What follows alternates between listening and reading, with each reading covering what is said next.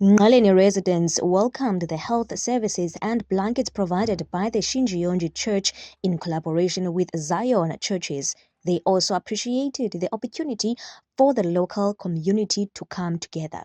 Sive kumnandi kakhulu ngoba lo msitho wenziwe apha namhlanje kulo msitho udibanisa intlaba zahlukane zabantu bathi abantu noma bebengavani besiwa kwezinye ilali kodwa ngenxa yale nto yenziwa apha intle ihlanganise abantu so sizive kumnandi ngoba kukho abantu abancedakeleyo kwizinto abazidingayo kukho imfuno zabantu amakhehlekazi athile ancedakele apha namhlanje kukho nezempilo amakhehlekazi angakwazi uhamba idistance ende kodwa ngenxa yoba niye nazofika apha naza kufutshane simnandi ngoba amakhehlekazi ethu agodke ephethe into futhi azawuphila aphethe amayeza.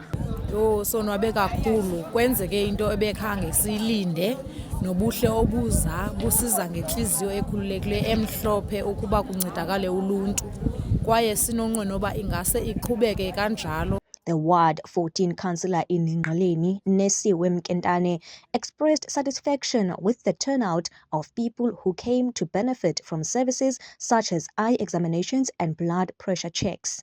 Indlela esonwabe ngayo namhlanje xa sibona abantu bephumile bezozigoca bezoxelenga bezojonga uba izifo zabo zithini le nto singakwazi uyenza singabantu. Indlela esonwabe ngayo sonwabe singathi kosasingekho sonwabile abantu bakwa-Ward 14 because abantu baphume ngobunintsi babo bazincama abantu because kaloku bayazi uba impilo yinto exabisekileyo nalapha ngosifundise sive apha ayinganganto iyamangalisa.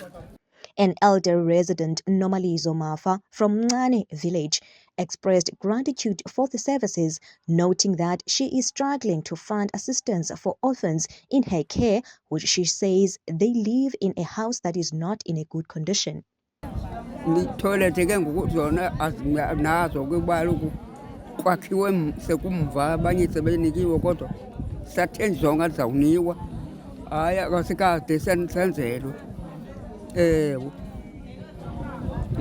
Nezindlu ezo ke ngubona kwathi hayi kwaze kwathi umuntu awuzakwenzela bazakwenzelwa aba bantwana babazinkedama baxhomeka ngamntu ngoku asikade ezikude kuvele nto ke ngoku yenye yezinye ke ngoku leyo uba akho ndawo bahlala kuyo mna mntu ngubona ndibagcinileyo ndawusuka ndithi mamololo ifikile ixesha niyandibona nathi. The beneficiaries, who remarked that they would now only hear about the cold weather from others after receiving the blankets, also learned how to look after their health as they live far from health care facilities.